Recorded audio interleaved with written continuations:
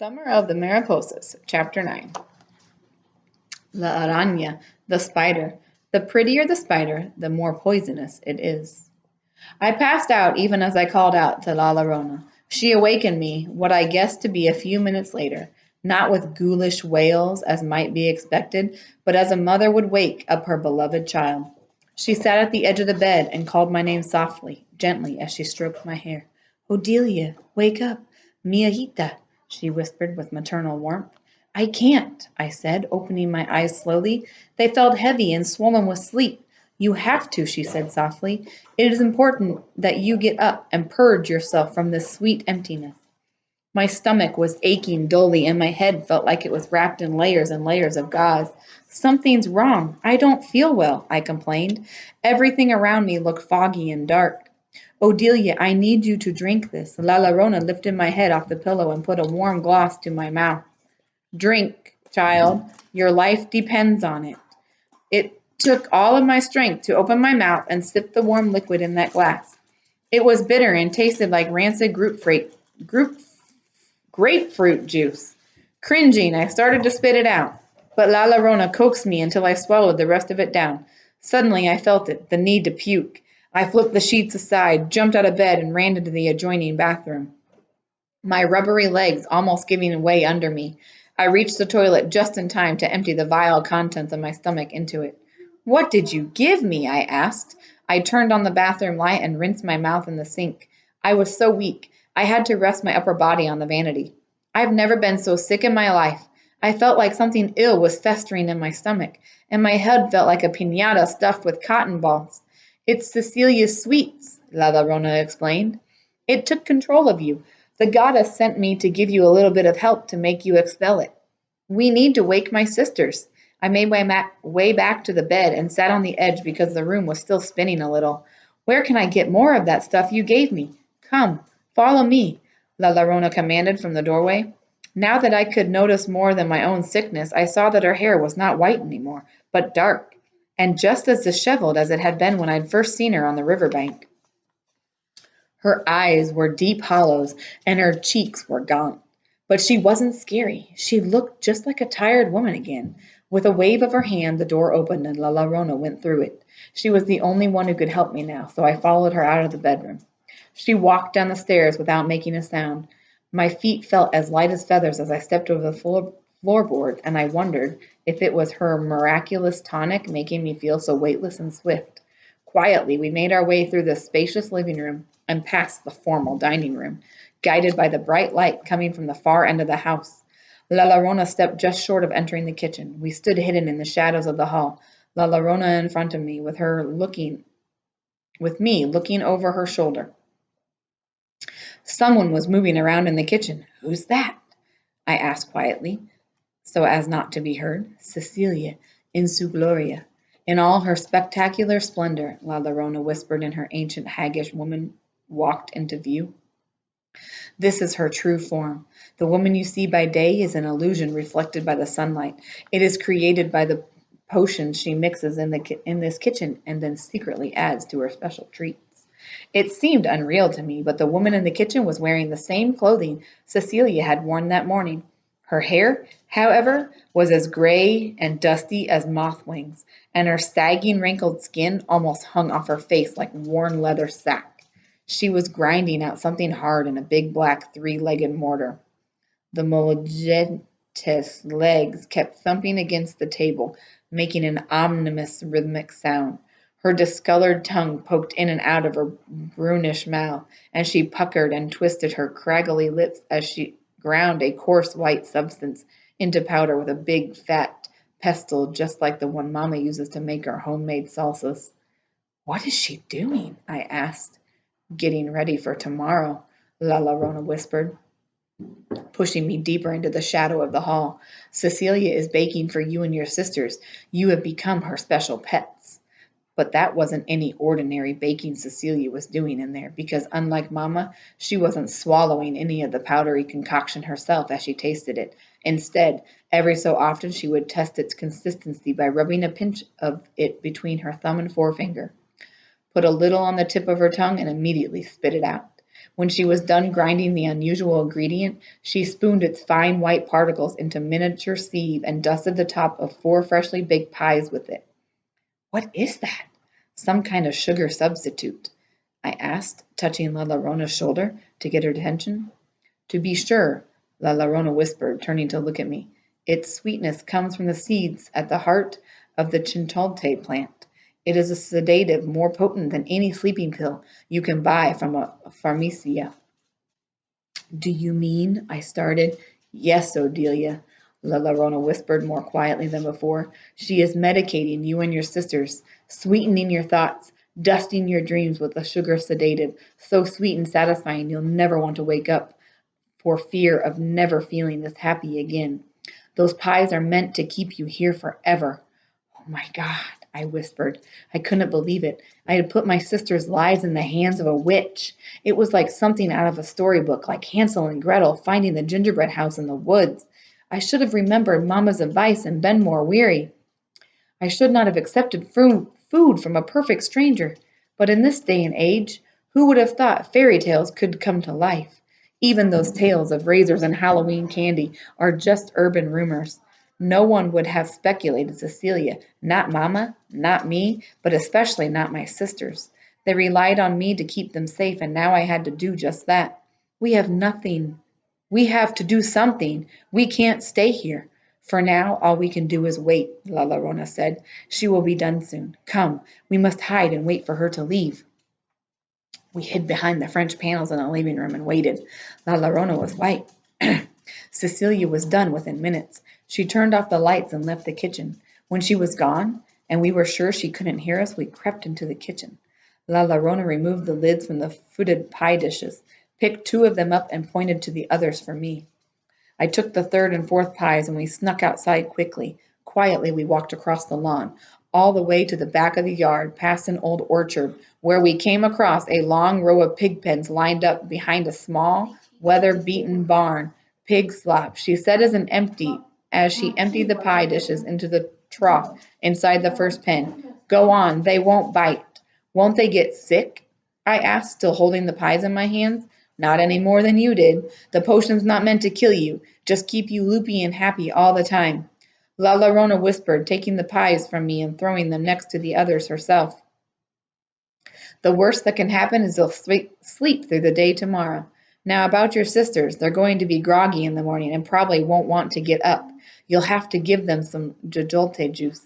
I followed La Llorona along the garden paths that meandered around the backyard, winding in and out around each other. "That bitter stuff that made me throw up?" I asked. "See." She bent over to examine a dark, spidery plant growing along the fence to the left of the house. "You only need a few leaves, this much. You'll have to soak them in warm water for an hour. Then when the water turns purple, you take the sprigs out and make your sisters drink the potion. They only need a few sips. It's a strong remedy, so don't let them ingest too much." "But what if I do it wrong?" I asked. "Why can't you stay and give it to him yourself?" "You have to have faith, Odelia," La Llorona said, putting her hand on my cheek in a motherly caress. "You come from a long line of curanderas, healers of the people. Your abuelita Remedios has been using her gift all her life. When the time comes, you'll know exactly what to do with this." "Abuelita Remedios is a curandera? I remember now. She showed me her garden once," I said, taking the sprigs of jojolte, turning them over in my hands, and bringing them up to my nose for a quick sniff. "This looks like yerba buena, only it's darker and more potent by the smell of it." "Yes," La Llorona said, smiling at me. "It's a primitive herb dating back to an ancient time before the fall of the beautiful Tenochtitlan," La Llorona said. "It is what we gave our esquincles, our little ones, when the mal air had crawled in through our windows at night and bewildered them. But that was before the river ate my children, before the arguments with Hernan, when we used to be a family." "I'm sorry," I whispered. My heart suddenly ached for her, and I wondered if this sadness, this pain that seemed to overwhelm La Llorona, was what Mamma felt after Papa left.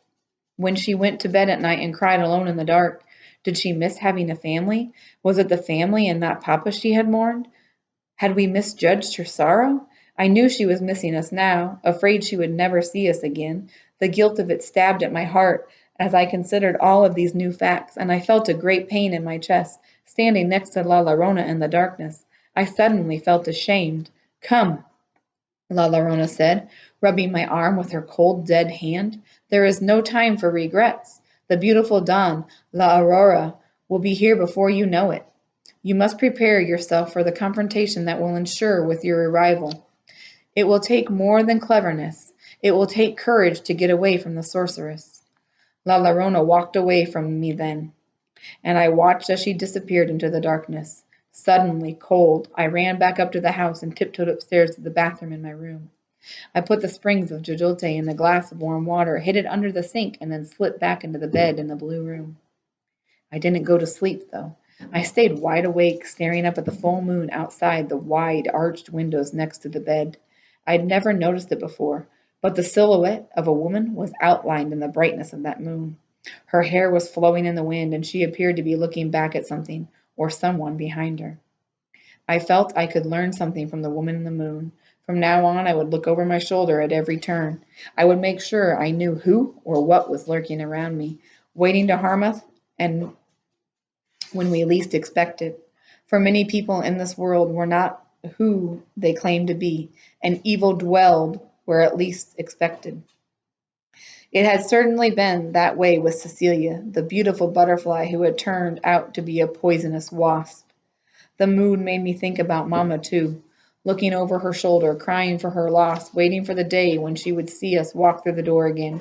I knew she was frightened for us, because even with as much crying as she had done over Papa the last few months, I could tell this crying was different. When she looked into the camera in that interview and begged for our safe return, I could see how much not knowing where we were or if we were even alive was killing her. I'm sorry, I whispered to the moon before I closed my eyes, and cried for Mamma as I faced my guilt. A few hours later, when the dawn started breaking over the horizon outside my window, I did as Lorona advised. I tried waking up the girls, but they were dazed and disoriented and wanted only to be left alone, to linger in bed a little longer. I forced them to drink the jojote juice. They coughed and complained about the bitter taste before they ran one by one into the restroom and threw up the nastiness in their stomachs. After the initial side effects wore off and they had stopped cursing my name, I told them what I had discovered the night before. I made them promise not to listen to anything Cecilia said to them. Then we all got our things together and made our way downstairs to face the bruja. Cecilia, looking like a vibrant mariposa in a purple tunic, her hair blossoming with sprigs of lavender, was fluttering about the kitchen, looking confused and agitated. "What's the matter?" I asked, as if I didn't know what was wrong. "Oh, nothing," she said, smiling nervously. "I woke up late, and I just don't know what to make you for breakfast. How about some more of the sweet bread from yesterday? I think there's still some left." "No, thank you," I said, trying not to let my emotions show on my face. "We have to get going. Our grandmother is waiting for us." "Here it is," Cecilia sing-songed as she pushed a tray of day-old sweet bread across the counter. Delia pushed the tray back toward Cecilia. "We're not hungry." "Here, Peta, have a piggy. It's delicious," Cecilia said, picking up the front end of the piggy and waving it in front of the girls, while she made cute little snorting noises. Peta tried to step back, but she faltered in her resistance. Celia took her face in her hand and tried forcing the sugary treat into her mouth. Peta flayed her arms and grunted from behind, clenched teeth, resisting the witch's poison. "Let her go!" Delia screamed. "She doesn't want away," I shrieked. "She doesn't want any," I shrieked, pushing the tray of sweet bread off the table. It clattered to the floor, startling Cecilia, who turned around to look at the mess with wide-eyed amazement. "Now look what you've done." Cecilia's voice suddenly changed. It was no longer sweet and melodic, but menacing and intimidating. I had a feeling the rest of the girls were about to meet the real Cecilia, and it wasn't going to be pretty. Peta ran into Juanita's waiting arms, and we all stepped back. I stood in front of the girls, ready to protect them from the witch's rage. "You've ruined everything," she screeched, as we huddled together in the corner of the kitchen closest to the door. "Now pick it up and eat it, or else." "Or else what?" I asked. You'll put us under a spell? Do you have some magical words, some curse you plan to use on us now, that we won't eat your medicated sweet bread? Are you crazy? Cecilia asked innocently, her face twisted with an indignant expression that was too fake to be effective. That's right. We know what you're doing, I said, my voice cracking momentarily, but we're too smart to be lulled to sleep by your lies anymore. I saw you baking last night. I saw what you put into those pies, but we're wide awake now. We're not going to eat anything you try to feed us. That's why we gave those tortas to the pigs. You don't believe me? Go see for yourself. Your pigs are probably snout down in the mud by now. You're being ridiculous, Cecilia scoffed. I didn't put anything into that sweet bread. Now clean it up before I get really mad. No, you clean it up. We're not your slaves, Juanita yelled. Cecilia lifted her arm with her palm wide open, ready to slap her. What are you going to do? Hit her? I asked. Not while I'm alive. Then, to make my point, I unsheathed a butcher knife from its marble stand and wheeled it in front of her face. Now listen carefully and don't interrupt me. If you don't help us get home, we'll go straight to the cops when we leave here and make you wish you had. You see, Peta here is very good at crying. She can make anyone feel sorry for her. Not that she would be pretending to cry. She's scared enough as it is. Peta was sobbing even now into Juanita's embrace, and there's enough evidence in this house and in our veins to prove that you were drugging us. Braced against the counter, Cecilia eyed the knife and then us, taking it in our determined faces. She slumped back, defeated. What do you want me to do? We need your keys to the car, I demanded. I don't have, Cecilia began, but I didn't let her finish tonight. Don't mess with me, I threatened. This is a very nice house you've got here. Too nice to belong to a lowly police officer. Your husband had money, so I'm sure there's a parked car somewhere. And if there isn't? Cecilia's eyes brimmed with tears, and suddenly she looked ancient. I resisted feeling sorry for her. What if this was another one of her tricks? Like I said, we'll call the police. We'll tell them we were abducted and brought here, where we've been fed chinchantale powder until we were almost out of our minds. I'm sorry, Cecilia said, hanging her head. I didn't want to hurt you. I was only doing it because I have no family, no husband, no children to play with. It was my dream to have daughters, many of them. But things went wrong for us long ago. My husband angered the ancient ones, and I've been paying it for ever since, doomed to dwell in this empty shell of a house. When you leave, you will see it for what it really is, a ruin from the past. As for a vehicle, I don't have one.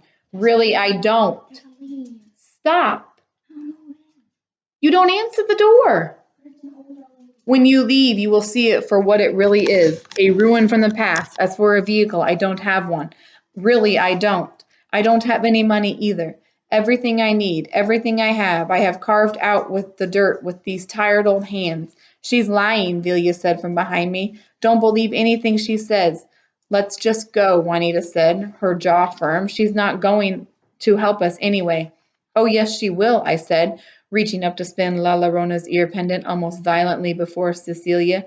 Aztec Queen, Tenochtitlan, Holy Mother of all mankind, give us your magical assistance. Make this witch tell the truth so we can get to Abuelita's house. At my words, Cecilia fell under the spell of the spiraling circles of the earring. Her pupils were so dilated that her eyes glittered and shone, becoming giant orbs of darkness. The witch's eyes and head bobbed side to side, following the light, emanating from her ear pendant, much like a cobra follows the movement of a charmer's flute. That's some talent you've got there, Velia whispered. I just hope it works, Juanita said, pushing the twins back. They all backed up, widening the space between us and Cecilia, and I advanced on her. I turned my head to the side so that the revolving rings could work their magic to the full potential. Tell us how to get back home, I demanded of the witch. I can't help you, Cecilia said. The ancient ones have decreed it. I cannot leave this place. I am to dwell on this island in the desert for the rest of my life. It is my fate, my doom. But I know someone who can help you. The old fortune teller, Teresita. She lives up in the cerro, the hill behind the house. She has the gift. Even though she has cataracts, she can see beyond our limitations. Is this a trap? Are you sending us to another sorceress? Is she evil, like you and your kind? I pushed the tip of the butcher's knife against her jugular vein. The movement felt foreign to me, but we needed to know. I didn't like the harshness in my voice, but I was desperate to save my sisters, and the faster we got out of there, the better. Tell the truth, old witch, or I'll cut your throat, and then you won't have to dwell here any more. Even as the cruel words left my mouth, I felt terrible about their callousness. No, it isn't a trap. The best thing you can do is see her. Teresita won't hurt you. She works only for good. It is her wisdom that finds the lost and turns the wicked. If she's a witch, how can she help us when you can't? Delia asked. Teresita is not a witch, Cecilia protested. She is a prophet, a seer. She'll know what to do.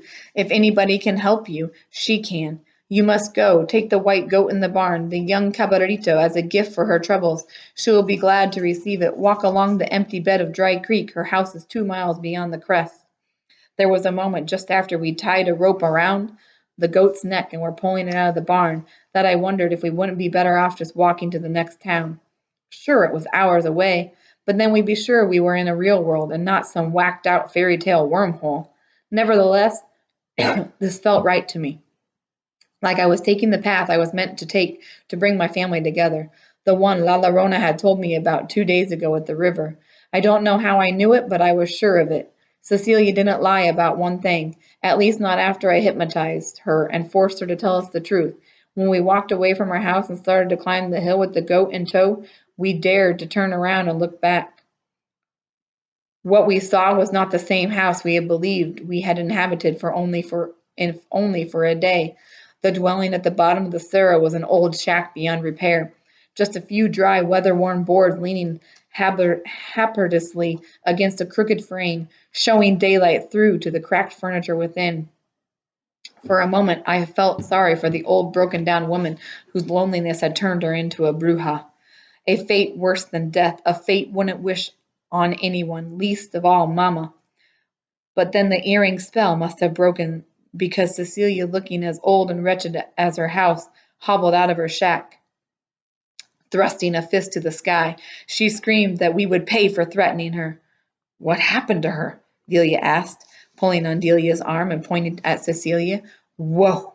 Someone got a wicked makeover, Delia said, bursting into the peals of laughter. Cecilia let out another horrific scream before she yelled back at us, Don't laugh at me, you horrible brats. You have no respect for authority, but don't think you're going to get away with this. Shut up, you nasty old witch, Juanita screamed back, bending over at the waist to shout as loud as she could. You deserve everything you got. Run, run, as fast as you might, Cecilia yelled at us. But you won't get far. No one leaves here without my permission, and no one, absolutely no one, is allowed to mock me. Oh, we're so scared, Velia and Delia taunted. A craggy old witch is after us. Whatever should we do? Wherever should we go? La Llorona's words of warning echoed in my ears. You and your sisters must remain pure of heart in this journey, O Delia. Be courageous, but remember to also be noble, and everything will be all right. I hope it wasn't too late for that, for me to heed her warning. I had to minimize the damage we might have already done. Stop it, I said, grabbing each of the twins by the arm and pulling them back to me. There's nothing she can do to harm us now. She's a broken old woman. No need to torment her. Come on. Old women, what are you waiting for? Juanita yelled from behind me, to which Cecilia responded with a blood-curdling wail that made us all stop. Come on, give me your best shot. Children of the dark, children of the evil, your mother has been humiliated. Come to me now. Come back home. Punish these insolent girls. Unleash your wrath upon them. Make them suffer. Avenge my wounded pride, Cecilia hollered. She lifted her arms to the sky and screeched. The act made thunder explode in the distance, and lightning flash all around us, and sinister black clouds began to swirl directly overhead. It was enough to make us all run away as fast as we could, but the hill without looking back, for fear of the evil Cecilia had set upon us.